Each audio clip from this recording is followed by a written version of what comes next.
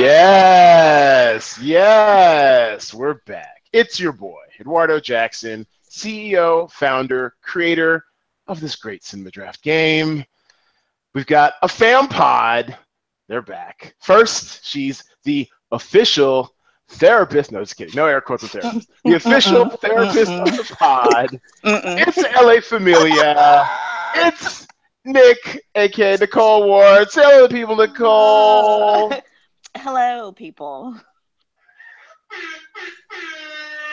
That's right. He works for an undisclosed Hollywood studio in the TV Research Journal area department. It's LA fam. It's Momo. Monday Moore. Hi. Yes. We're back together. Family. Nothing like family on the pod. Drinking game tonight will be the word, family. Because the main theme of tonight's episode is about friends, and friends are the family you choose for yourself. That came from a movie somewhere, I can't remember, but it is apropos. All right, so we're going to your favorite segment, my favorite segment. It's what I'm watching. All right. And of course, what gets a That's double... my favorite. Yeah, well, These sound effects are killing me. Yes. Are those like little minions? Like yes. That's right. Yeah, I mean, if I could find one for Agnes, it's so fluffy. Oh man, that'd totally complete it. I'd love it. I love Agnes. Anyway, I need to see Despicable Me 3. I'm a little backed up, but I'm gonna see it. I've never seen any of them. I know, right? The first one is so cute. Super cute. So cute. They are cute. And the second one is really good too. Minions itself was a pretty good standalone, if I do recall. But I'm not like a huge fan, obviously, because it's like week 3 and I haven't seen it yet. But I'm excited enough to see Despicable Me 3. I enjoy it. But yes, Agnes is my favorite. Her and her little fluffy, little fluffy doll. I love it. I love it. Love it. Anyways, we're already off on the cultural cul-de-sac, but of course, this was the week of Dem Thrones, #Thrones, y'all. Game of Thrones. Oh, hell no. Oh, hell yes. We are back in effect. I can't contain how excited I was. I was there live tweeting, live streaming. I think I watched it episode 2.5 times. It is awesome. It's just, I was so ready for it. You watched it 2.5 times? Just about, because so what I figure I'm going to do this year, because I'm so like steeped in the lore and everything. I watched binge mode, listen to binge mode, which is all 60 episodes of those 2 staff writers from The Ringer, kind of going in depth into each episode, bringing lore from the books and stuff. So I'm all steeped into the culture. I'm in it. I am in it. So this year I'm going to watch it and live tweet it, and then afterwards I watched that Talk the Thrones thing on Periscope, which is pretty cool. And because they interact directly with people on Twitter and stuff. And then I'm going to watch it again because all those times I'm, typing or trying to be snarky or witty or retweeting people, you might miss something. I mean, every word matters in this show. So how y'all feeling about Thrones back? Are y'all about them Thrones? I have a love-hate relationship with Game of Thrones. Momo, don't say that. Why? It's the best. It is good. And I like it, right? How many times have you seen the series? How many times have you watched the series? I've only seen I've only watched it once, like the whole, all the seasons. I haven't gone back and rewatched them or anything. That's your problem. No, but that's not. No, but as a viewer that has to wait a year to see a season, and then I have to wait for 6 or 7 episodes for the payoff. And then you make me wait, and then you only give me 8 or 7 or whatever the hell it is. So now I'm just like, really? There's too many characters.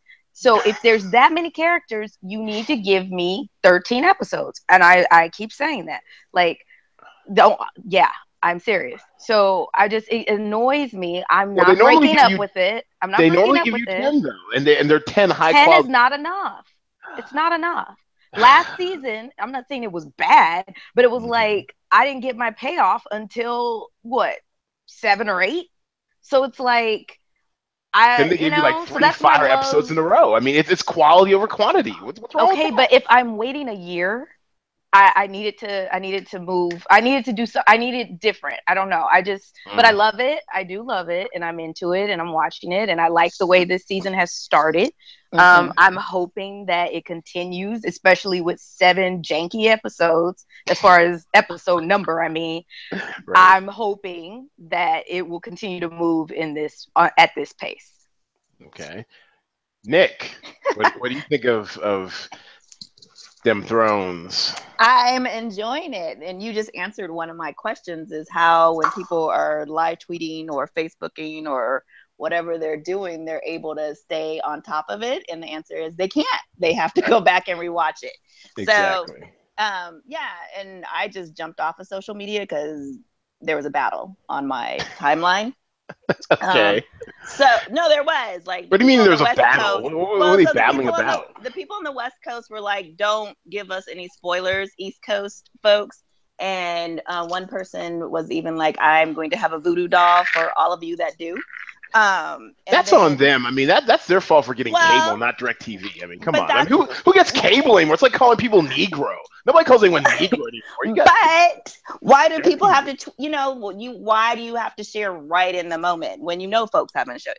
So I saw both sides of the argument. I'm not on either side. I just don't get on there. But even with cable, can't you watch it on demand? You can watch it on demand. You can watch, but my cable has an East Coast feed, but I didn't watch that one this time. And then why you want to watch with the West Coast peeps? I just didn't get around to it, so I ended up watching it with the West Coast. Oh, so Game of Thrones wasn't important enough in your life to rearrange your whole schedule like 16.1 million people did. No, you're the death of TV. You're the reason. No, just kidding. But I enjoyed this episode because, like Monet said, there's so many characters, and I really appreciated that I didn't have to wait till episode 5 to find out where anybody was. Like I got to see the main people all in this episode, for the most part, to see where they're at instead of it being episode 5 and it's like, okay, here's where this person is. So that was good. Well, the end game is in sight. There's only now 12 episodes left, so they're gonna move at a rapid pace. And I guess as the season gets, well, it's not very much of a long season anyway. 7-episode season this year, 6 episodes next year. As the season goes on, rumor has it the episodes will get a little bit longer. So they better. Buckle up.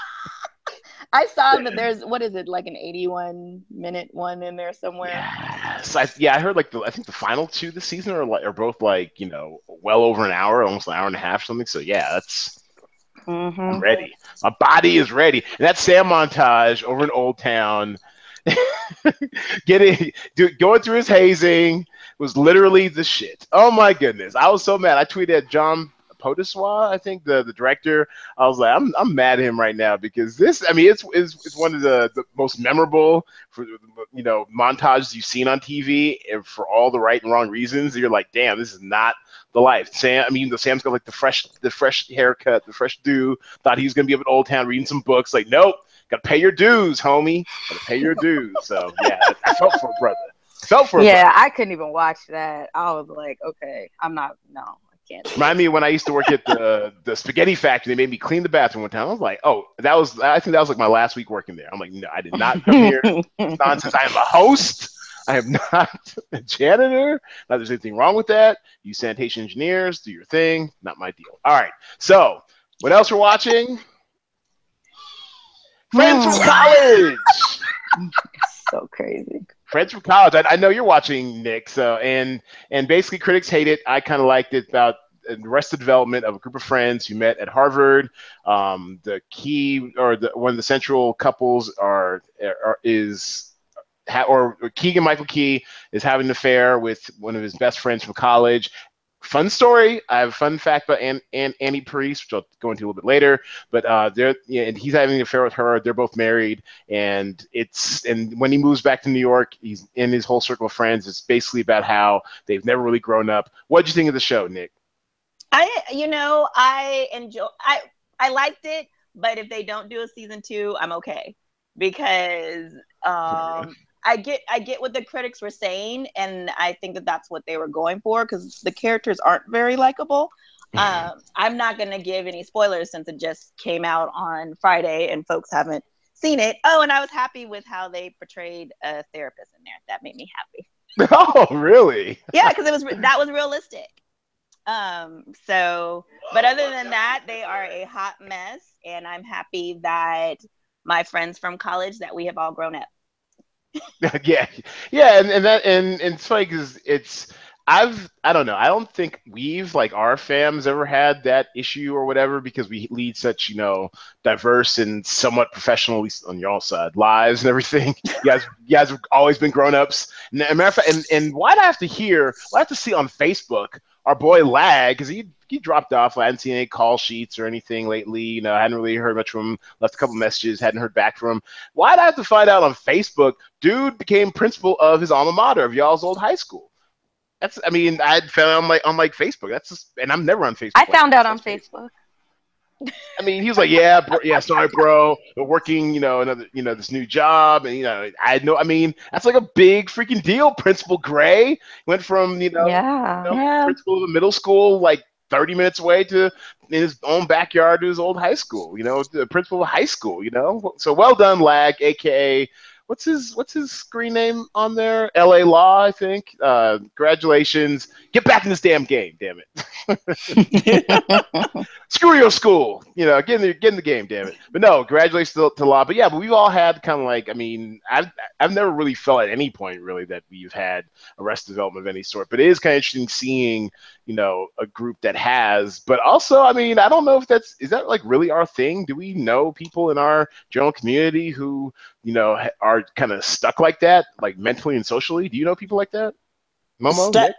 Stuck at their level? No. I haven't seen it, so I can't fully comment, but I almost want to answer for you. Like, no.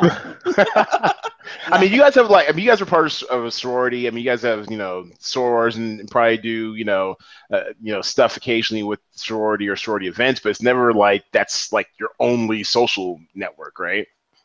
Oh, or maybe it is. Not for us, but there are some people where I think that's true. Okay. Well, not necessarily like our friends, but just in general, I think in that sorority fraternity life, I think there are some people where that's their circle, like that's their social circle. Yeah, no, Monet's right. But this with the show, I treat it as a cautionary tale. I don't know that there's because they were close to our age. They're 40. So, all right, now I gotta watch it. Yeah, you have to watch it. You have to watch it because I need to talk to you about it. All right. And fun fact, I went on a date a long time ago with Annie Parise, aka back then she was Anne Marie Conselmi. It was a summer after my sophomore year in high school. We were in this. Yeah, no, straight up. I know I got a little Hollywood story for everything, don't I? But no, this is back in Seattle. We were in this super nerdy acting and training intensive course throughout the summer. It was like a 6-week course or whatever. It's like theater nerds. It's like a theater nerd camp that was, I think, was it put on by the Seattle rep? You had to audition to get in there, all sort of stuff, right? And she had darker hair back then, like dark curly hair, totally Italian. She's totally Italian, right?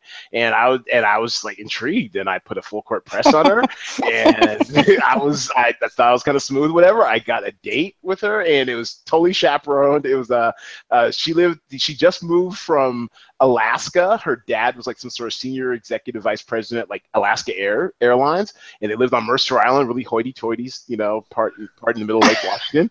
I go over to her house, really nice, fancy house, and we just had like this super high school date, like sitting and talking on her couch with like her dad wasn't like hovering, but like there's like a foyer area where her parents just kind of come and check on us. It was super innocent and cute. And it's funny because so remember, Nick, there's that point where she does like this little back handstand thing. Yes, she did that on our date. You are full of I'm not making this up. I'm dead serious. Fun facts. This is hilarious. So are you in touch with her at all, like on Facebook or anything? God, no. I doubt if she would she even remember me. Well, who knows how many black guys she actually dated, but I doubt she remembered me because we had that one. No, it was we were 15. I was 15 or 16, whatever. She we had that one date, and it's never went anywhere. Like I'd see her at class or whatever, but it's never went anywhere. And I end up hooking up with someone, who was I wouldn't say hotter, but equally as hot, and kind of went that other path. So no, I highly doubt she remember me, but that's my super early brushes with future Lord. fame or whatever. No, she's cute though. I mean, she's good looking. She's always been good looking. So she looks super skinny now. Like she was always kind of skinny, but not this skinny. But that's Hollywood for you. Anyways, yes, that's my little fun fact about Annie Priest, Anne Marie Kinselmy, super duper Italian chick from Mercer Island, Washington. Okay. So yeah, how do we beat that? That is not what I was expecting you to say. Fun fact, yes. And I think she's like super married now with like kids and stuff. So I wouldn't even bother. She is very married. I wouldn't bother reaching out to her at all. Anyways, Hasan Minhaj, Homecoming King. I know y'all have probably heard about this. Have any of you guys watched it? It's a comedy special. No? Yeah, no, I haven't watched it. Oh my God, it's so time good. for all this stuff. Of course. I mean, so much to watch, and then there's new stuff coming on. It's just a lot. That's right. And you work in TV. I know. I mean, the pressure. The pressure. It is. I don't even have time to watch TV at work. Isn't that like your job? Right. Exactly.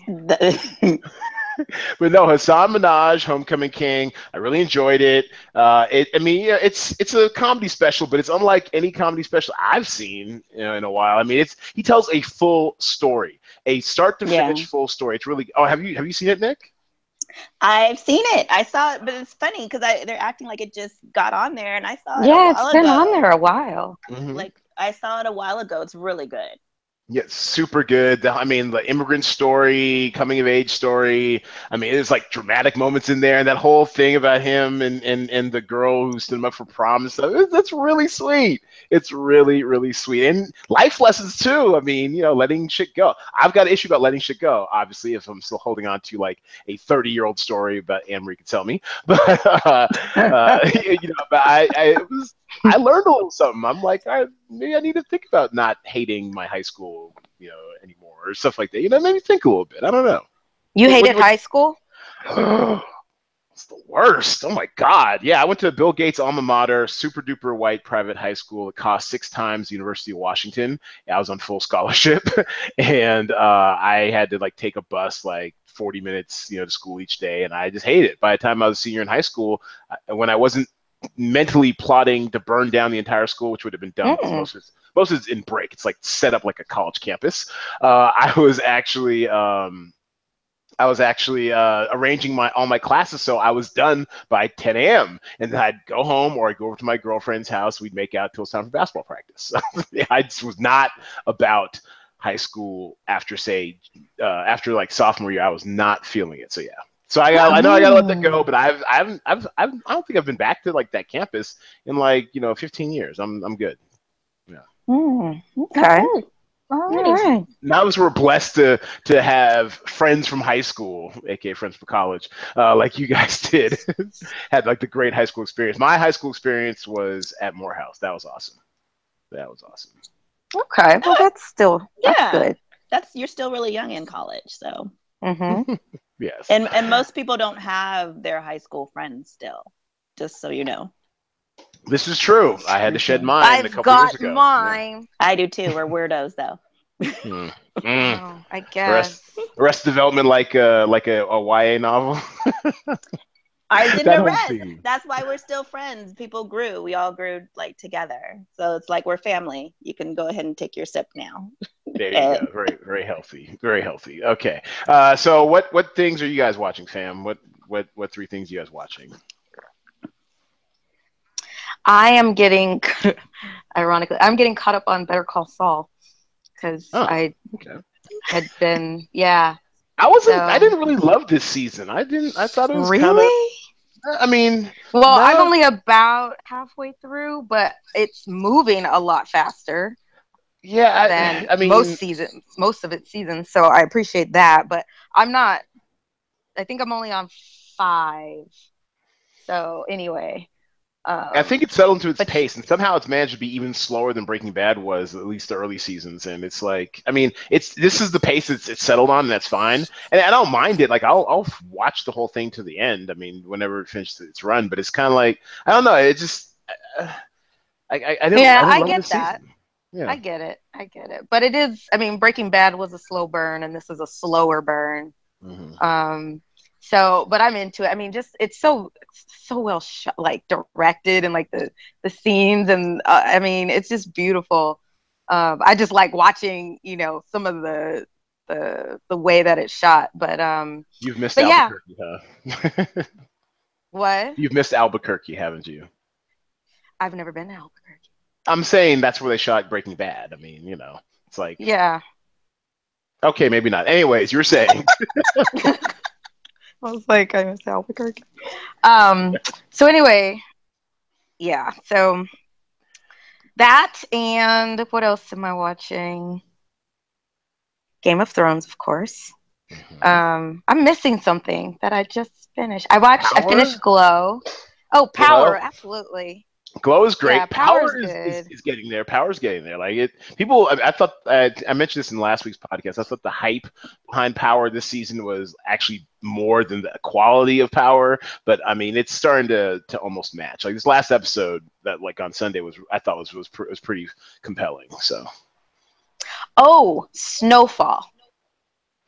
interesting. What do you think about Snowfall? I'm watching it. I'm in it. I like it, and I'm in it too. So I'm kind of like, I'm kind of waiting to see how this goes. But I Oh, Momo, Wait, just what hello. unmute happened? yourself. Oh, there you go. She's Okay, are you back? sorry. There we go. Yes, So I'm you're in back. it. You're Waiting to see how all these characters kind of get developed and what happens. But I found myself at the end, I was sitting there when he's in the club, and I was like, this is about to go bad. And I found myself, being like, he needs bustle. You know what I mean? So I'm like, I'm finding myself into it. So I'm gonna go along for the ride right Okay. And another fun fact, my old manager, Trevor Engelson, is an executive producer on that. He manages John Singleton. So Oh, kudos to you, oh, cool. Trevor. You're still a dick. All right. Anyways. now. Wow. What did you think about it? I do like it. I mean I didn't know what to expect in that first like extra like feature length episode, whatever. That was directed by, Trevor's client, John Singleton. But it was good. It was interesting. Like I like people, longtime listeners of this podcast know I'm a sucker for historical fiction. So when it comes to that, I will give you a fairly wide berth. Hell, I watched all episodes of The Crown, so I mean, might as well watch this, right? So yeah, so I enjoyed it fine. I thought last week's episode he was really stupid. It's like, with all that the way he was carrying all that money, I was like, that's just But dumb. I think that's the point. Yeah, I It's guess. like What you day, what day gotta. does that come on? Does that come on Wednesdays? Is that I think it Wednesdays? comes on tonight, Tuesday. Oh shit. Oh, and speaking of Queen Sugar, that's my other. Mm, That's yeah, the other thing yeah, I'm watching. Queen yeah. Sugar's good. Yeah, I like it. It took a while to grow on me. I like it fine. It's like it comes on. It comes on Mondays, and I have like a pretty big backlog on Mondays for some reason. So it's kind of like towards the last thing I get to, but I like it. It's solid. It's good. It's good seeing a low key good drama with black people in different situations. Like I mean, how many black farmers do you know? I don't know any. So it's kind of cool. Yeah, I think I just like the authenticity of the characters. That's kind of what draws me in. So What about you, Nick Knack? What else you watching? Or did we cover it all? Because you've seen everything I've seen. Yeah, I've just finished Friends from College and then Game of Thrones. And I did finish watching Gypsy the 2 weekends. Yeah, no. Mm-mm. you didn't like Gypsy? No, not at all. Not at all. Have you Not seen Gypsy, Momo? not one single bit. No. And I enjoyed it. someone was just Dumb. saying they were enjoying it. They're not done yet, but they were like, oh, I'm digging Gypsy. So I don't So know. let me ask you. Here's the Rorschach test on whether you like Gypsy or not. What do you think of the shows Nip Tuck and Satisfaction? I've never watched either one. I saw the pilot for Satisfaction, which I thought was interesting. Yeah, so, and so my basic premise is that one of the executive producers is Sean Jablonsky. He didn't like create it or anything, but he's one of the executive producers, and he, of course, was the driving force behind Nip Tuck. And he just knows how to do like upper middle class, like white ennui and like stuff lurking beneath the surface. Because that whole thing about Satisfaction is it's kind of ludicrous. This hedge fund guy all of a sudden gets like a conscience and decides he wants to quit his job, then finds his wife like screwing the pool guy or whatever, and so he decides it's gonna be a male escort. Like seriously, Right. yeah. So Right. it's a little far fetched, but he really does deal well with like rich white people who have like you don't have like the most real high stakes problems, but they're like bored, and so they get into stuff. So that's pretty much how half of Nip Tuck was like these rich plastic surgeons are always getting some shit. So he's pretty good with that, I think. I don't know. Okay, well, I think Nick's I approaching don't it know. from the psychological side. No, I liked. I've enjoyed Naomi Watts and some of the other stuff that she's been in, and so yeah, I think some of the psychology does for me come into play because it's super just out there. But there's a way that I feel like they could have told this, and to me, it didn't flow well because there's not the reality to it. However, because a lot of people don't necessarily know what therapy entails, or they have these myths around therapy, I can see where it's like, oh yeah, this is what I thought. This is what therapists do. No, therapists do not get involved in your lives. They do not. No, the complete ethics violation. But like I said, it just wasn't. I don't know. I mean, maybe if there was a different lead as well, like I never cared or felt bad. Like it was just like, okay, this is all just ridiculous right now. So. Yes, it's just a little hard to believe. So, all right, well, that's cool. And that's what we're watching. Okay, so here we are. That's right. You like it or love it. We're going with the air horns. That's right. So this week's central theme for the episode, our top three is going to be top three movies about friends in honor of the Fam Pod and Friends from College. Now you guys know the rules, but I'll restate it for new listeners. One of us is going to name a friends-based movie. We're going to alternate picks. Once someone picks a movie, that movie is out of play. I have here on the rundown, we're going to flip for first. I never have any coins on me, so since Momo was here first, she gets to go first. Well, and I shall do my very best to screen share and keep up. All right, so what you got, Momo? Okay, well, my number one, which is my number two favorite movie of all time. Take it off the board. The Goonies. Oh, that is so beautiful. That is so beautiful. Yeah. Tell Momo. What? No, I mean, it's almost self-explanatory, but let's say there's a millennial who's listening who's never seen the Goonies because they had the misfortune of being born like the 90s. Go ahead, tell us. Oh my God. Okay, so a group of kids, like young teens. Look at Martha Plimpton. She looks like a boy. Right. They find out that they're going to be displaced and have to move to another town because they want to build a golf course where their homes are located. And their group of friends, they call themselves the Goonies, and they go on these crazy adventures. But this movie covers the best adventure of all time. As oh my God, that's so good. They go off looking for buried treasure of One-Eye Willie. Yes. And if they find that treasure, they can save Chunk. The Goondocks. It was so cute. Do you know? It was great. Oh, it was so good. I went to a what do you call that? The outdoor movies. I went to an outdoor movie. Was that the Hollywood Cemetery or? No, it wasn't the cemetery. It was at one of the guilds, I think, or something. Okay. And so I was like, nope, I'm going. Like, I don't care if nobody else can go. I'm going by myself. So I went, and I was so glad I went because they had like most of the cast there. Man, better advantage so living excited. In LA. Well done. But yes, I make sure that Josh Brolin. that. Josh Thanos. Brolin. I mean, come Young on. Thanos. Look at him. And Wow. look where everybody, well, I won't say everybody, but like Yeah, Trump's no, like not an everybody attorney. made it. Corey Feldman didn't make it. No. I know, Marvin Aston didn't but really make it. Josh but Brolin, Martha Plimpton made it. yes. Carrie Green, But so where is did she? Wow. I don't think she's doing a whole lot. I don't but think so either. Still, for the most part, like, there's some great actors in this movie. Yeah. And that little Asian dude, he had a moment in the early '80s with the Temple of Doom and all that sort of stuff. So yeah, it's great. Yep. So I mean, this is like all the feels, all of them. Yes. Well played. It has always been at the top of my list since I was a kid, and it stays there. And it really is about friendship too. That is excellent. It is. Well done, Momo. Wait, do you have any they're all thoughts misfits too.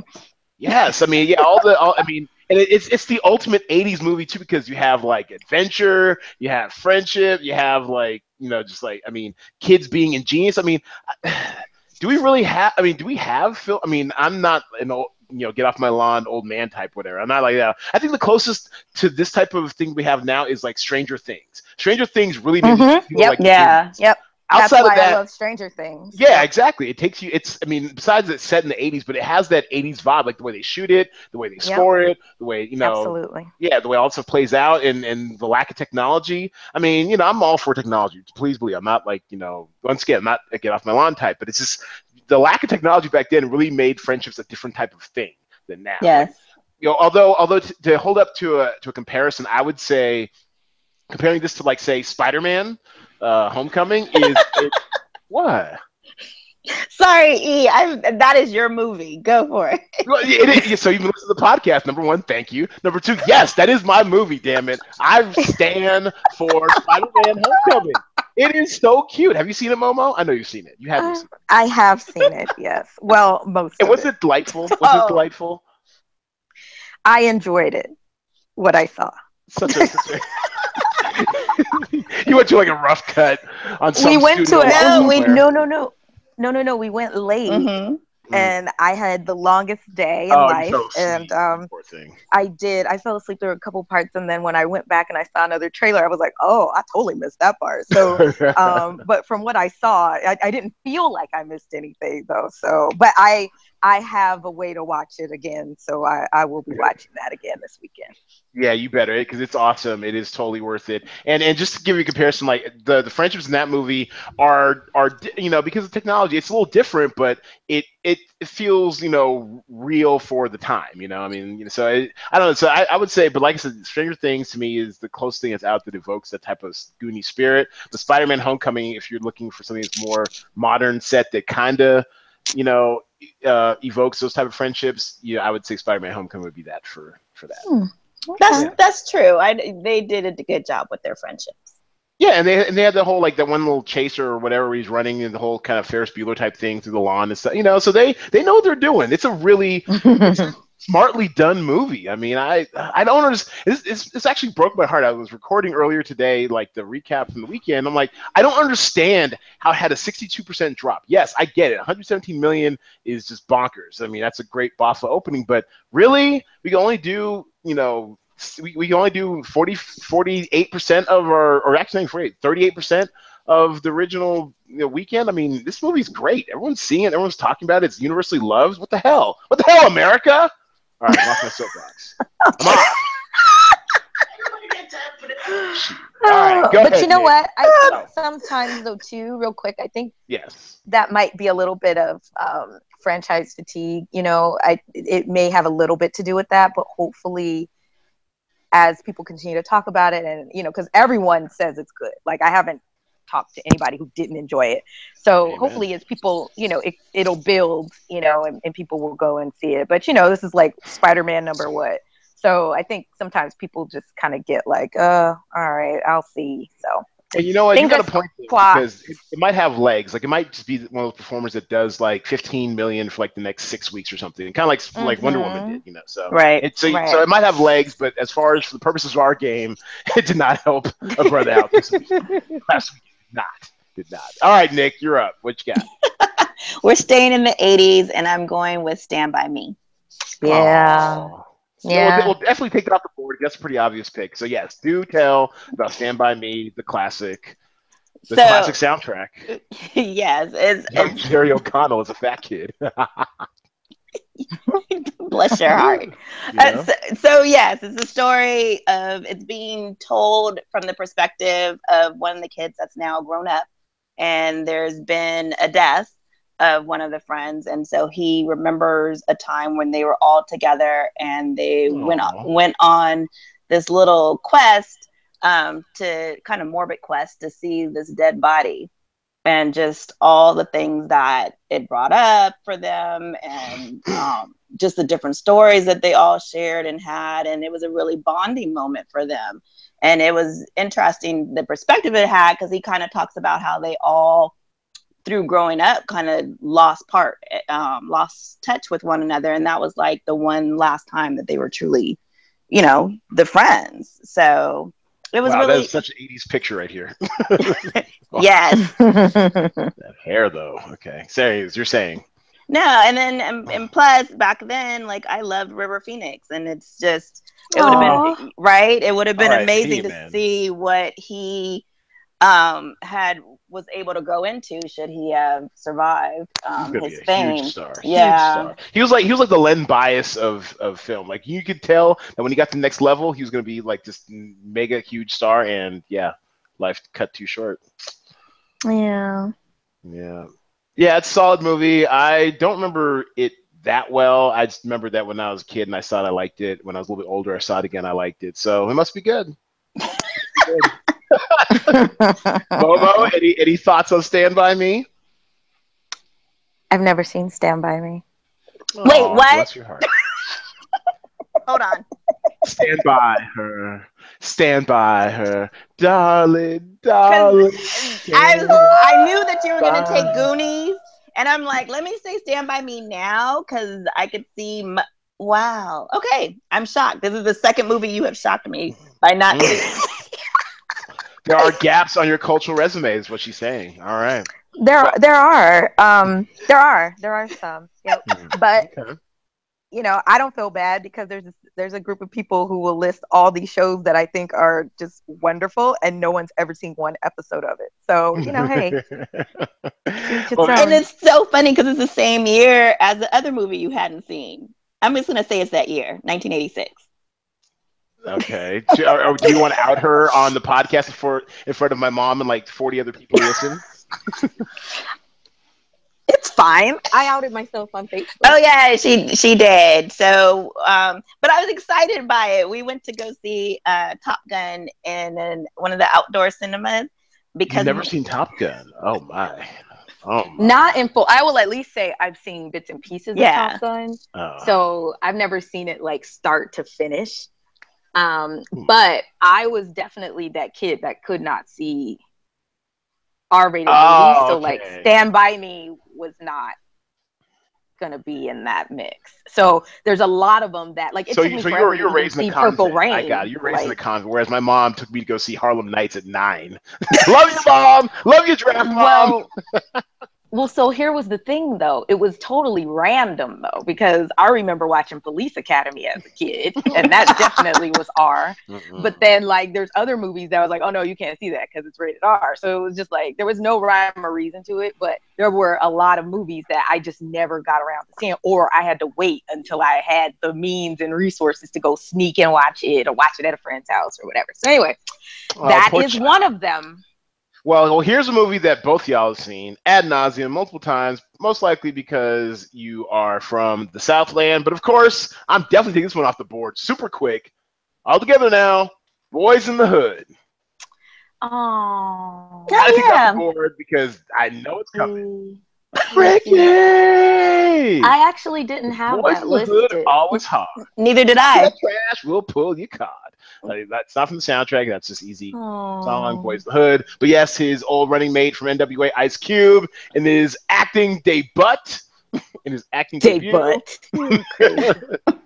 His acting debut was excellent. Angela Bassett is the young hot mom.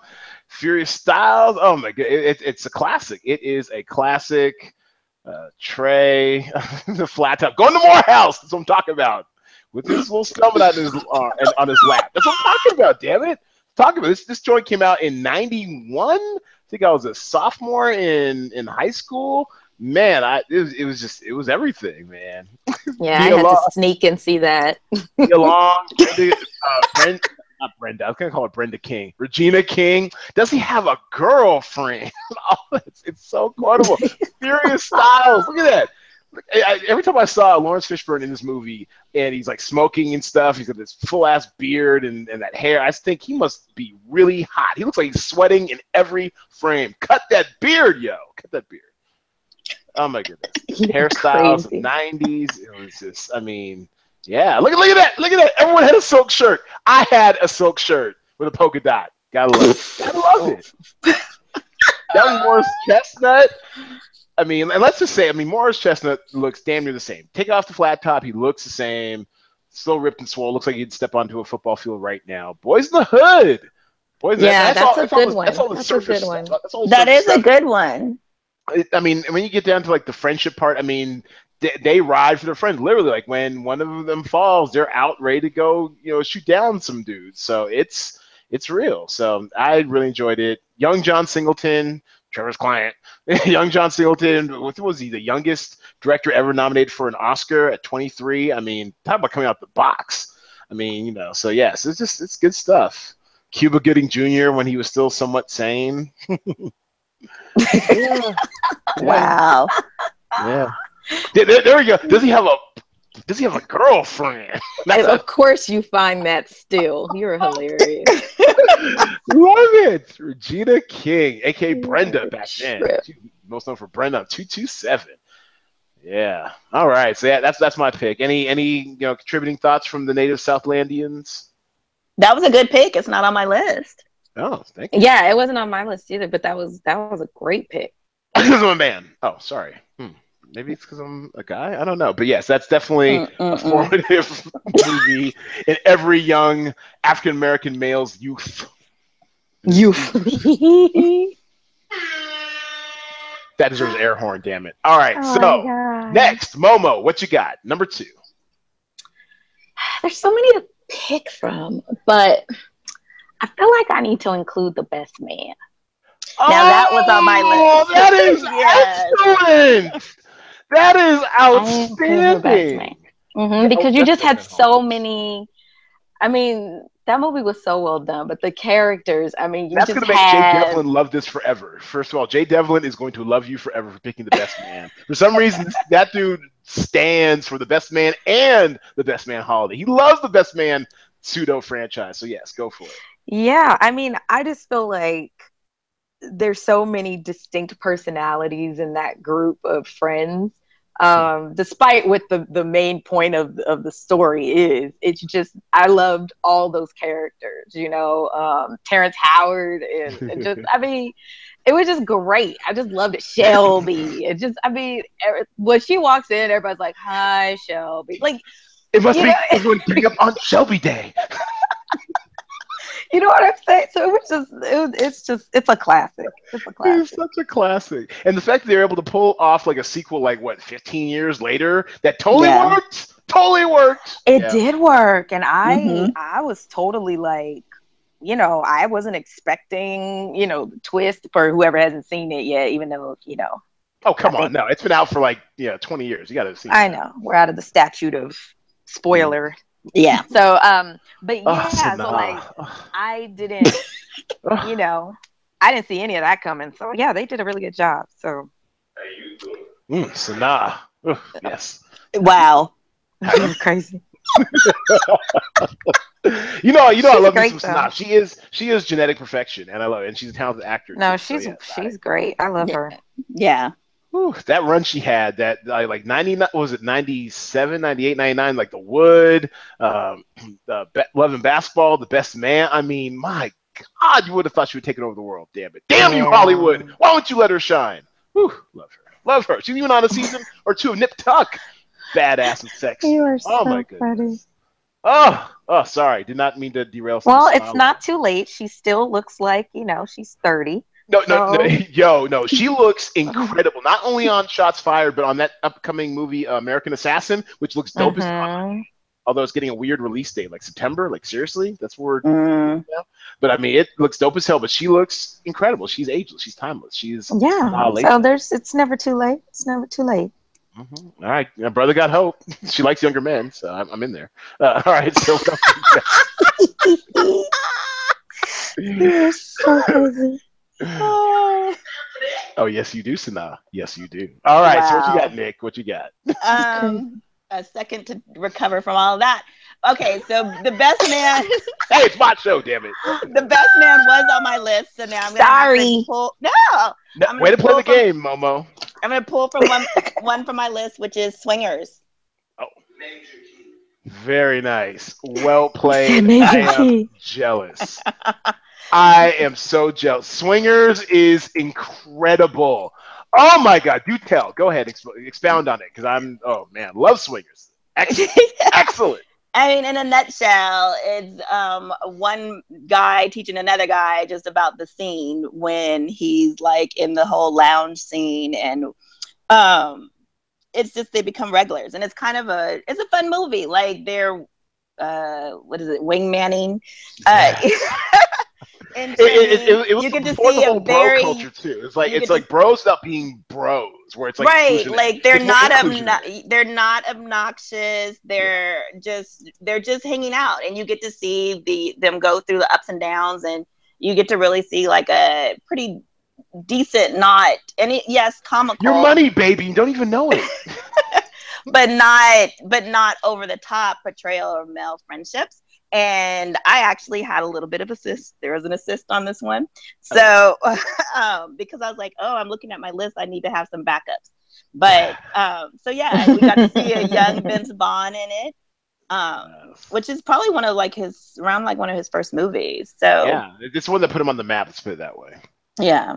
Because like 5 years later, 3 or 4 years later, he's like in the Spielberg, The Lost World or whatever, Jurassic Park movie. So yeah, this definitely put him on the radar. Same thing with Favreau. Favreau, I think, didn't Favreau direct this? They both wrote it or something, and Favreau directed, and young Heather Graham, and it's just, I mean, they're money, baby. They don't even know it. Let me guess, Momo, you haven't seen this movie either. Nope. That's okay. That's not such a. No, you live in LA. You're from LA. What are we talking about? It's I need you to calm down. 1996. What the hell? What the hell? No, You need because better friends. You need a better college experience. What are we talking about here? Oh my God. Oh my God. Oh my God. Oh my God. why are you doing that to her? Like, this is not. This this is was- incredible. it She was a works in good- the industry too. What are you talking? Oh my God. I need you to calm down.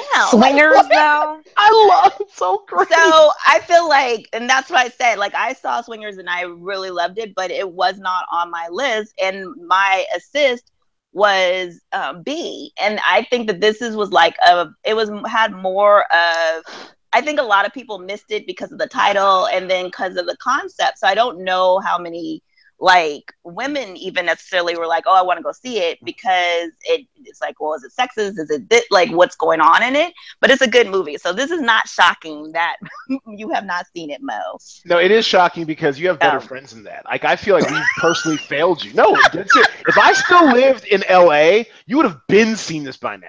You would have been seeing this. I would have made it happen. I mean, it would have come up somehow, some way. We've been out like on a Friday night. I'm like, oh, this place is dead. Let's go to the next place, whatever. And they're like, oh yeah, Swingers, isn't that great? And you've been like, haven't seen it. Okay, you're coming over tomorrow. We're gonna sit on you and you're gonna watch this movie. And you're gonna love it. Yeah, it's I feel like I failed you by not being there. I have failed you. I don't think so. I don't think so. I don't think so either. But if you want to say, I don't think so. Like, I give you that on like Stand By Me and all, like that's obviously Top Gun, like all of those. I would totally expect everybody to have that reaction. Swingers, not so much. This is like the cult of this is like the cultiest of the cult hits. Everyone and you live in LA and work in the industry. I just would have thought you would what does that have to do with anything? No, they're like struggling actors or whatever, and that's like the movie's really about nothing. But I mean, the semblance of a plot is they're both like, struggling actors, whatever. They go to Vegas to have a good time. He's got callbacks next day, whatever. And they're just kind of stumbling through LA, like struggling artist subculture in life. And yes, it's definitely male energy oriented. Every man above a certain age has seen it, I promise you. But I mean, still being in LA, being in the industry, I just would have thought it's some like dumb party and playing or something. I'm I can't in unison. say. Yeah, I don't know. I'll check it out though. I highly, I value you guys' opinion and recommendations. So, Wow. it's not like I don't believe you. I'm not putting that much on it. It was a good movie though. Come on now. Come on now. All right. Anyways, all right, we're moving on. We're moving on. So funny. We're moving on. Okay, so my so I'm taking this. Oh man, so I've got two really good ones. I don't know which one to take off the board first because I have a feeling one is gonna get taken. I'm gonna have to kill my babies, but I'm gonna go with Clueless. Yeah, that's a good one. That was a backup for me. Okay, good. Got it. See, I thought that I was like that would be on Mo's list. Yeah, so Yeah. okay, good. So I know my audience. All right, so good. So Clueless, I'm taking off the board because it's excellent. It's about friendship in high school, which is always a So tricky thing. good. It's about friendship in high school between women and the occasional man. Woman. Donald Faison, I love that. To this day, I still use that. I think it's hilarious. Woman, that he's like, and he gets all he goes from being like arch sexist to like really sensitive and stuff. It's really funny. So I really enjoyed this. I mean, obviously, it's kind of like with John Singleton. Not so much with John Singleton. John Singleton has done good stuff like Rosewood and the Fast and Furious movie, whatever. But I mean, this is by far not only will this define Alicia Silverstone, she may never be better, like ever. Like she was born to play this role. Same thing with Stacey Dash, who we know is cuckoo for Cocoa Puffs over there on Fox News or whatever. So yeah, but even still, it was just and Brittany Murphy. Brittany Murphy. Oh, she was so cute and adorable. Oh yeah. I mean, it was just perfect casting. Who cast this bitch? This thing is amazing. This is amazing. Great movie. Love this movie. That was who did cast it because No, I'm checking this out. This is like really great casting. I mean, this was at Marsha Ross. What else did she cast? This is really good casting. Princess Diaries, 10 Things I Hate About You. Yeah, so she had a niche in the 90s and early aughts for teen movies, and she did it really well. Yeah, so kudos to her. What else she done recently? Oblivion. Ooh, that Tom Cruise movie. Okay. Looks like she's expanded, but Prom. Okay, College Road Trip. Okay, so yeah, so that's her sweet spot is casting like teenage and college movies, and when she's in there, she's in there. The hot chick. That was fun. That was the one that kind of put Anna Faris, Seattle. Seattle standout. No fun anecdote about her, so don't worry about it. But Seattle standout Anna Faris, that put her on the map. So yeah, so it's great casting by Marsha Ross and Clueless. I mean, it's got a young Paul Rudd, Paul Rudd coming through, busting through. I mean, it was just really well cast and really did kind of. I mean, I didn't grow up in Beverly Hills, but even though it kind of made you feel like you knew these types, these characters, even though it's a totally removed experience for most of the people watching. I really enjoyed it. Great movie. Yeah, I agree. One of my favorites. Okay, cool. Just that is ridiculous. I love it. Okay, anyways. All right, so that's my second one. So round 3, last one, Momo. What you got? Okay, so I'm going way back. And so let's do it again. Let's do it again. Now, yes. I've never seen this. So there you go. Bill Cosby and Sidney Poitier. Oh my goodness. And they've made several movies, but this one in particular is when they tried to fix a bet, basically, and they have 2 bookies that they basically are in debt to, and like John Amos is in it, Jimmy Walker's in it. Like it's my new avatar right here. So good. It's my new avatar right here, straight up. Go ahead, don't mind me. I'm just saving some shit. So anyway, the whole thing is about, and if you've never seen it, I don't want to like. I've never seen it, but you do need to see it. Okay. So, but yeah, it's a classic, and just. I mean, Bill Cosby comes with the one-liners. Sidney Poitier is like the straight guy, you know what I mean? And then they have their wives are in cahoots with them, and then they end up making their wives do crazy stuff. And like, it's just, It's great. I've watched that movie like I don't know how many times. I'm trying to get it on DVD, but it's like $80 to get it on DVD because it's a rare find. But yeah, I just want to live do it. in this still shot forever. This thing is magnificent. This thing screams everything you could want to love about the 70s, about Sidney Poitier in the 70s, about 70s style, about the movies, about blacks. I love it. This needs to be my new avatar for something. We're gonna see that again. Oh my lord! Oh And my. then like the You theme saw me song. save it on camera. It's happening. This is happening. No, you've got to watch it. And then the theme song is like by the Staple Singers. Like it's just pure 70s goodness. Exactly. It is the funniest thing. You see Bill Cosby, like it is comedy, man. It is What's that line from dude, dark skinned dude in Malcolm X? Oh, that guy's putting a hurt on my vision. Wow.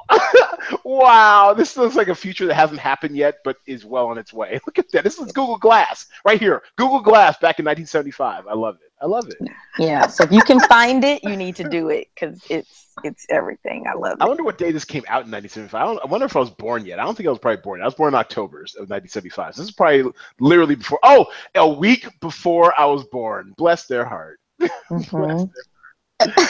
Oh, that's okay. I want to see it. That's incredible. Yeah, you got to see it. It's funny. But they make another one that's similar called Uptown. Is it Uptown Saturday Night? Uptown Saturday Night. That I think I have seen. Yes. Yeah. Okay. Yeah. It's kind of the same feel. But this one, I think Let's Do It Again is my favorite out of the two. Whoa! Watch out, said that bird. Yes. Well done. You win the vault for that one. Okay. What do you got, Nikk? I have Beaches, the original one from 1988. Very. Girl, you shouldn't even have to say the original. I mean, I heard they did, but did anyone watch it? I don't know. You know what? Does it actually exist? I watched. There's a replacement one. This one. I watched the TV movie one because I remember like this one has sentimental value to me because when it came out, my mom took me and her best friend took her daughter, and the four of us went to see it together.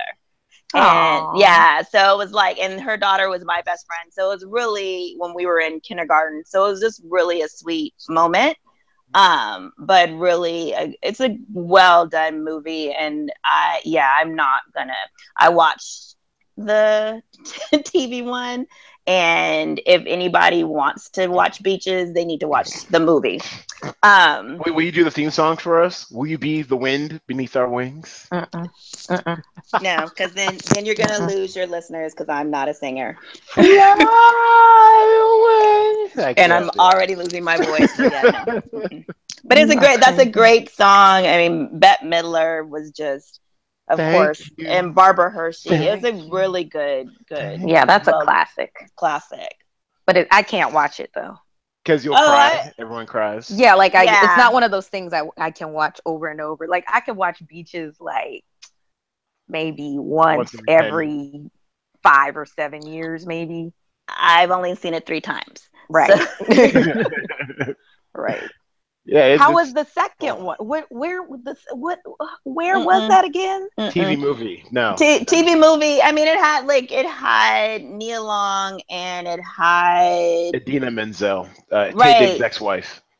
Yes. And you would think that Glinda the Good Witch from Wicked. With those two, because so Nia Long was Barbara Hershey's reprised her character, and then Idina Menzel reprised Bette Midler's character, and I was like, oh wow, because she's saying she's an actress, but or Adele Dazeem if you're John.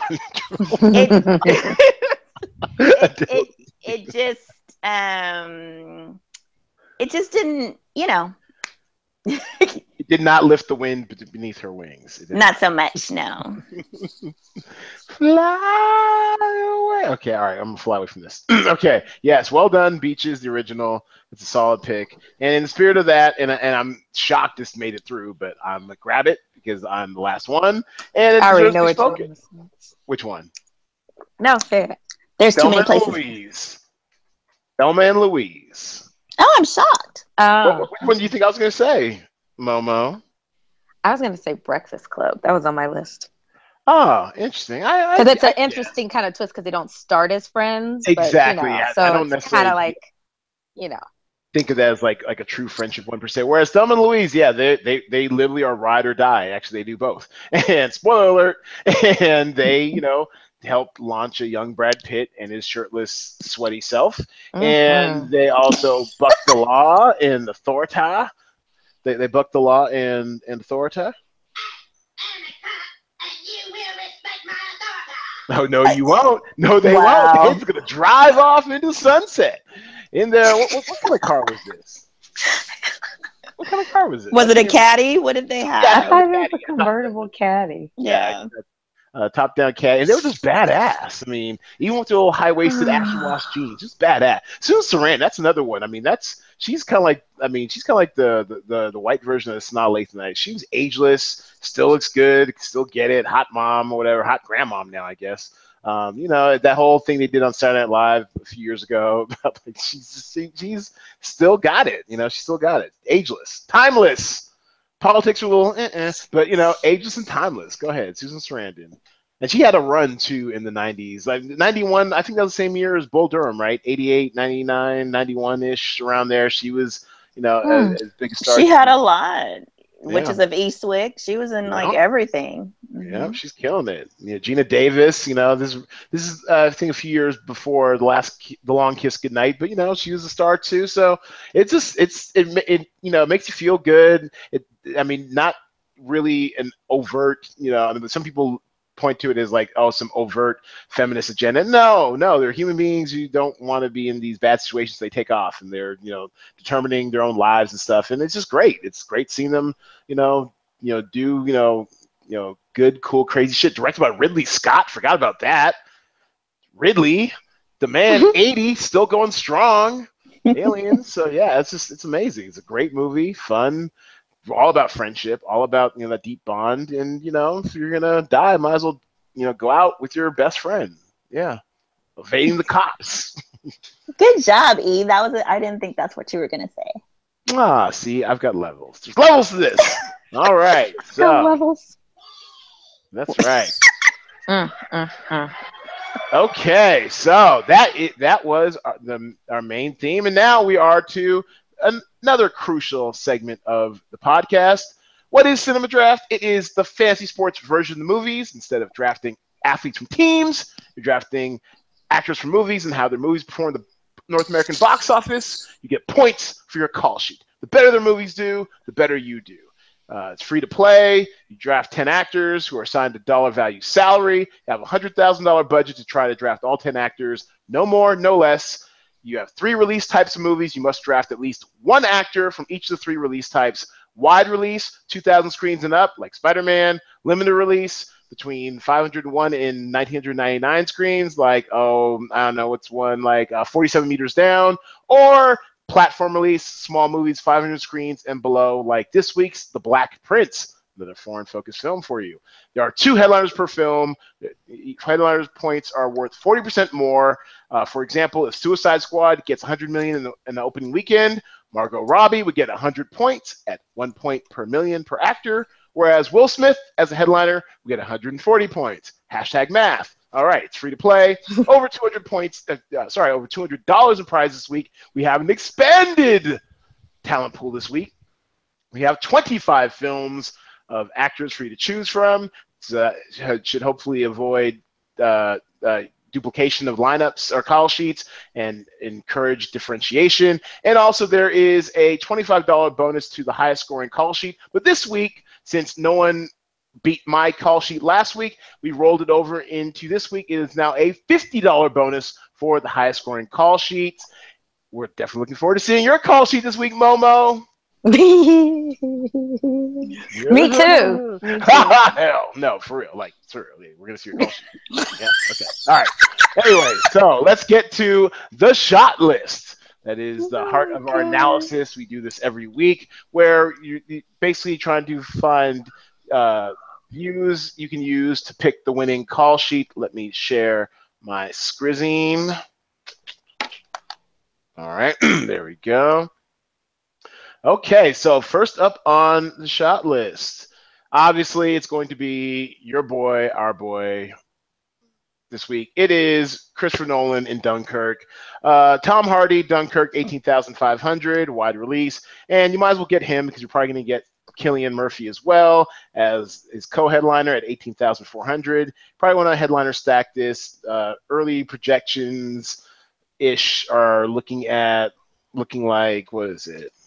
Dunkirk, like 48. Oh, it grows every day. Now they're projecting about 50, almost 51 million. This is hsx.com, the Hollywood Stock Exchange.com. It's where I go sometimes to help set the values, and $1 here usually represents $1 million at the box office. So it's looking like a $50 million opener, which should probably make it by a good 10 or 15 million number one movie this weekend at the box office. So each broccoli, take both these headliners if you can afford it with Dunkirk, unless you have a different strategy going. Also, Regina Hall, Girls Trip! Man! Finally, it's coming out for you. Yo, I can't wait! Oh my I'm so excited. I'm so excited. I know I probably blew out y'all speakers, but I'm too excited for this. Tiffany Haddish, it's a booty hole. I can't wait. Can't wait. You are crazy. Oh So my excited. goodness. It is the official Cinema Draft post-lock, post-game lock movie of the week. I shall be seeing this Thursday night. Very excited. 9,500 Regina Hall. Now, this could be a sleeper hit. Only reason why I say that is because I'm not alone. I can't be the only one who's excited about Girls Trip. I know I'm not. Who else is excited about Girls Trip? Rotten Tomatoes, damn it. 89% fresh. That's pretty damn high. That's pretty for- good. For African American themed film, because let's face it, we don't have the numbers out there for reviewers, and not all people get our stuff. Manola Dargis. All right. Anyway, so yes, I'm very excited. No, my feud and Manola will go on forever. Can't stand her. Anyways, so I'm very excited about this. It's gotten critical acclaim. I don't need critical acclaim. I'm going to see it regardless. I'm terribly excited about this movie. Girls Trip. I bet if we did our top three like a week later, Girls Trip might make the list because it just looks like a great time between friends. I can't wait. Girls Trip. Lord. What? Aren't you guys excited? Are you guys going to go see it Thursday night? Thursday? No. No. Well, I'm you not know how doing we're that. doing during the summer. Yeah, we'd have our little outings all That's not together. a Thursday night. No, that's not a Oh, Thursday come night. on. It's Girls not. No, Trip. Spider-Man is a Thursday night movie. Yeah. This one's like Girls Trip. Not that it's not gonna be good or anything. Like I want to see it, but it's not a. I gotta see it at midnight Thursday. I mean, y'all have Sorry. to go see it at the Grove. You can go see it like, a little more lower key spot. I mean, just no, it Girls still Trip. wouldn't be Thursday, but I want to see it. I'm missing. There's a group Are you of seeing it ladies. this weekend? Probably not. Oh, killing me. I may. I don't know. We'll see.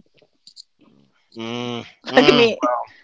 Mm. Look, but Why is the only guy in this podcast more excited No. about Girls Trip than any of the girls in the girl? in my defense, there's a group of ladies that are all going to go see it, and I'm missing out on that because I already have plans for that night. But it's not a Thursday night thing; it's a Friday night. So I think a lot of people are they're making it into a girls' night. Yeah, I go think see people are Girls gonna Trip. come out and Mhm. support. Absolutely. Okay, good. It's got a great cast. It So looks cute. This 20 million opening. I mean, do you think that's about on point? Too high, too low? It's not our official over under. I'm just curious. What do you think? Is it too high or too low? I What do you don't think, know. Momo? Yeah, That's a Momo, tough one. It feels like it might be right on the nose. And actually, I did a whole thing on Will Packer this afternoon or this morning when I was doing the recap because he's one of the executive producers on this. Former boyfriend of one of our friends, and we just know of all these fun little anecdotes. And yeah, so his movie, actually, this is the wrong site. I was looking at Box Office Mojo. That's what it was. Box Office Mojo, Will Packer, his lane are like these like medium-sized hits. I mean, he Right. Straight Outta Compton is really big, and then like Ride Along was pretty big, but everything else is like consistently in like the 60 to 70 million zone or whatever. His openings are about in the low 20s. So at 9,500, Girls Trip could be some hidden value, especially once you start loading up on. Oops, that's last week's. Let's get this out of here. Especially when you start loading up on the the Dunkirks of the world, or second week of War for the Planet of the Apes, or even your Spider-Mans, which might have some holdover. 9,500 for a headliner that might do 20 million doesn't seem too bad. So I don't know. I'm really bullish on Girls Trip. Obviously, I'm gonna try not to let it cloud my judgment. They're clowning me in the group chat. For all y'all who aren't in it, y'all need to get in it. The group chat is fire. We have so much fun in there. They're clowning you in the group chat. They are, because they're like, oh, I already know, Ed's call sheet. It's going to be like a max stack of Girls Trip. No, it's not. It's not. But we do have a lot of fun. Yeah, I mean, we have a lot of fun in there. Definitely check out the group chat, because the best players in the group chat. We're giving away game for free. The game is to be sold, not to be told, but we are giving away for free up in there. So check it out, the group chat. We tweet out, I think, several times a week the link to it, as well as it has a sticky on our Facebook page. So yeah, so I'm probably gonna mess with Girls Trip some way, somehow, because I just think at 9,500, if you have the opportunity to get 20 points, or even 20 and at a headliner, oh, man, I messed it up. 20 times 1.4, what's that? 28 points out of a single slot. For only 9,500, you might want to jump on that. So I don't know. Keep an eye out for Girls Trip. Once again, I'm totally biased, but it is one of the top 3 movies I want to see this summer. And I think people are vastly underrating how well it's going to do, because when we mobilize, sometimes we really can make a movie pop. So I think we're going to mobilize for Girls Trip. I don't know a single person who's not at least intrigued or interested in seeing it. Yeah, no, it looks like a good ride. Yeah. Okay, co-starring. Now, these are some values you want to look out for this weekend. May not quite A-list, but second build. Second billing. Dane DeHaan in Valerian, or Cara Delevingne, whatever. They're both priced the same. As far as I'm concerned, they are co-headliners in this film. And Valerian in the City of a Thousand Planets. It looks interesting. It looks like Luc Besson. He's a French dude, back at his weird Fifth Element style best. I mean, it's got a lot of really cool visuals, a lot of cool effects. I'm going to probably see it in 3D, if not IMAX 3D. So I'm probably going to get to that one by like maybe Monday. It's probably like third on the list. It goes Girls Trip Thursday, Friday morning, early afternoon, whatever is going to be Dunkirk on probably IMAX. And then I'll probably get around to, Valerian like Monday or something, Okay. Yeah, and are you guys interested in Valerian at all? Nope. No, sorry. No. Okay. Well, I'm not interested in Dunkirk either. Well, you know me. It's. But I don't really do war movies, It's so I don't care. I don't care. I don't care. Yeah, no, I don't really. That's not my thing at all. Like, I don't do any of those. I don't know why. Because I'll sit there and do a Game of Thrones and watch, or what's the other one, the crazy one, Lord of the Rings, people's heads getting chopped off, all that. But like war, so you'll do fantasy, just not like I'll war. do fantasy, yeah. Yeah. I'm not in this universe, basically. Not in this. Like none of that Saving Private Ryan and Platoon and all. Nah, not the kid. Okay, but anyway, but I hear great things about it, so.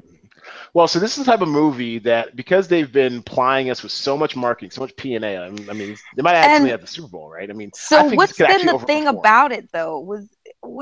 There's something with this movie? Like, what's going on with it? It's super colorful, and like, it's the type of movie you're going to want to see in 3D. I'm definitely going to see it in 3D.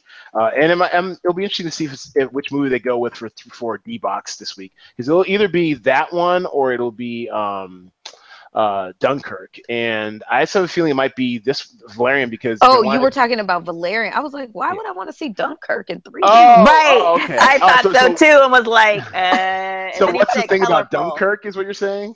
Wasn't there some sort of it's just it's mostly Christopher Nolan, and also the fact that it's based on like a little known piece of history, basically. Like I thought it was D-Day. It's not D-Day. This takes place like on 1940 or something, and something about like 400,000 British soldiers stranded over in France, with like the German Armada and Air Force, Navy and Air Force, whatever, standing between them in England. Like they have to cross the English Channel. So, and actually, it's interesting you mentioned that because I was while I was waiting for jury duty, I did escape going to the full trial, but I was waiting on jury duty, and I was reading about Dunkirk today, and basically, I guess it's and look at it, 97 Metascore. God, critics just get wet for Christopher Nolan, I swear. Anyways, thing about this one, besides Christopher Nolan, is a G. I mean, he's a straight up G. It's that it's told from 3 different perspectives, like one from land, one from sea, one from air. So that's kind of cool. Oh, okay, that is cool. Yeah. You guys did it in unison too. Oh, and also the time frames are different. Like one takes like a week, one takes like a day, one takes like an hour. He's just doing different shit. So he's always messing with your mind, Christopher Nolan. He couldn't do anything straight. That's not the way he rolls. The guy did Memento, Inception, Interstellar. He's always messing with like your expectations of time and space and stuff. So yeah, so that did get me a little more interested. I'm gonna see regardless. I like historical fiction, obviously. I think he shot this in like 70 millimeters, so I'm gonna try to find like an IMAX 70 millimeter screen, and just make it like if I'm gonna go see a movie in the theater, I'm gonna see it once. I'm gonna spend a lot of money on it because otherwise I'll stay my ass at home and watch on a 65-inch. But I really think it's gonna be. I mean, it'll be interesting. It'll be fun. He'll do some different stuff. Is what I'm saying. Okay. I'm intrigued. Yeah.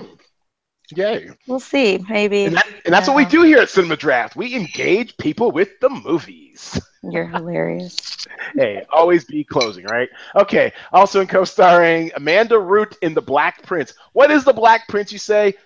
That's racist. No, it's not. We're just kidding. It's actually a movie from, and let's bring this one up. Ooh, not do. The Black Prince. It's actually our foreign-focused film, our 3F of the week. Straight out of India. It's a wild card. We have no idea, at least I have no idea how many screens it's going to be on. I'm guessing about 200. But these Indian films, man, in platform release, they tend to do really, really well. It stars a pop star named Satinder Sartaaj, I guess. He sings in Sufi style or whatever, and he's the Black Prince, the Maharaja Duleep Singh. It is historical fiction based off of, I guess, like, colonial India.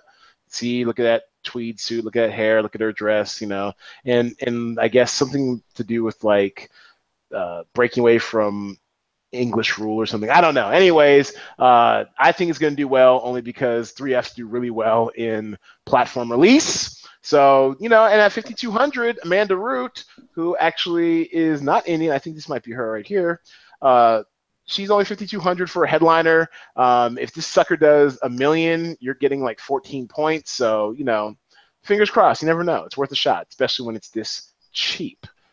Okay, cutting room floor.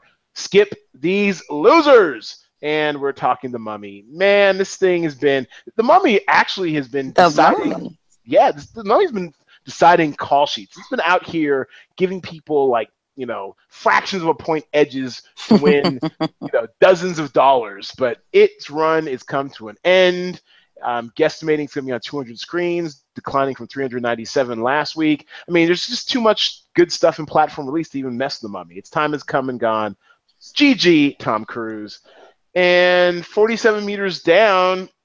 Now, while 47 meters down did help your boy win call sheet of the week, still, it's had its day. I am guessing, what were we guessing for 47 meters down? I think it's going to be, about 685 screens, which makes it a firm tweener. It's too big to be platform.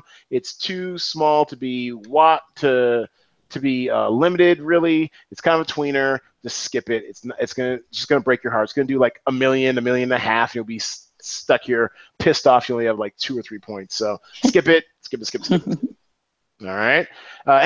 So since we covered all those, any movies coming out this weekend that y'all want to see besides Girls Trip? Dunkirk is that now on the queue?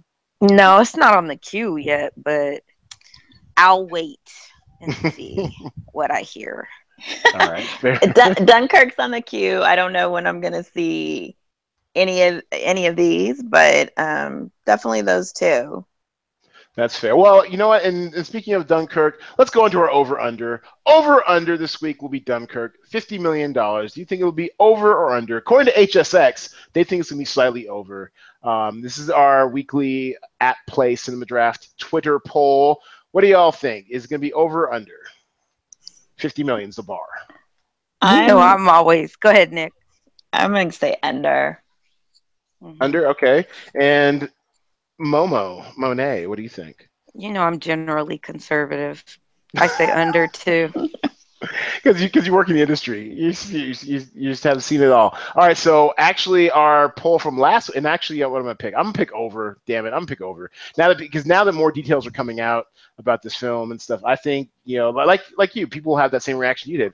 Oh, and the word of mouth's gonna be bananas. I mean, the Rotten Tomatoes is already off the chart. Look at 96%, hasn't even opened yet. I mean, it's gonna be bananas. So I think it's gonna go over. Maybe not by much. Maybe it'll do like 55 million. I mean, it is historical fiction film, war turns off some people like And this is not I don't know about the timing of it, how it's going to do.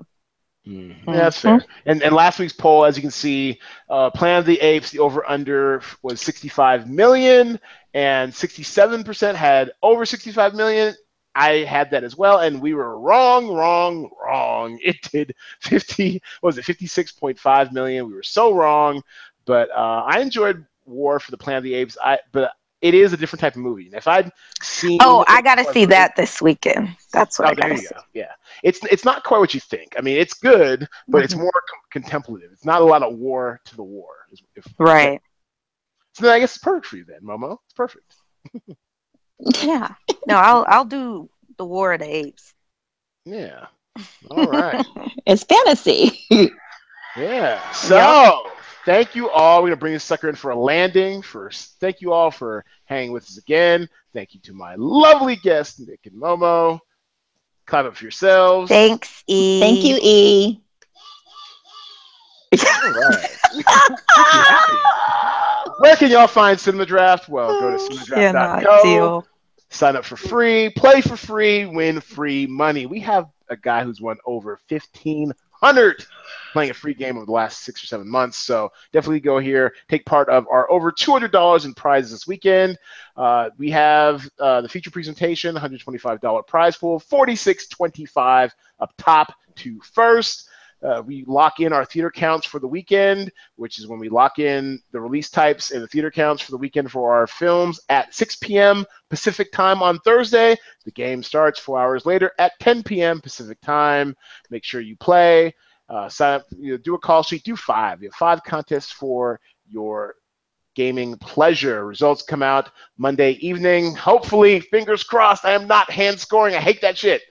But if I'm not hand scoring, results should be out Monday evening, somewhere around 4:30 p.m. Pacific time. Anything you ladies want to plug? Anything? Nick? Yeah, good. If you're out in California, go to the beach. It's a good beach weather. You're plugging the beach. Wow. Okay. I'm plugging the beach. Why don't you plug your own practice or something? Don't you a small bit? No. Because you don't plug. That's not. So. Okay. All right. This podcast has not been sponsored by Nick's therapy. Okay. How about she plug taking care of your emotional and mental well-being and health? How about she plug that? And that's why I said go to the beach. No, go to the beach. You have to spend time outside. It's really healthy for you to connect with nature. That's a healthy thing. So that's what you'll get each time is healthy tips. Healthy tips. Yes, I like that. Stay on brand. Always be coaching. Okay, so what about you, Momo? Anything you want to plug? No, I've got nothing this week, I don't think. Okay. No, nothing from your corporate overlords that might need a little boost or anything now? Not anything that hasn't already been discussed. Okay. All right. Fair enough. Keep that mystery alive. All right. So we're going to bring it in for landing. Y'all know how we like to close this out. It's been a great time. Appreciate my guests, Nick and Momo, the Fam Pod. Appreciate you guys. And you know what to do, everybody. If the weekend's coming, why don't you go see a movie or something?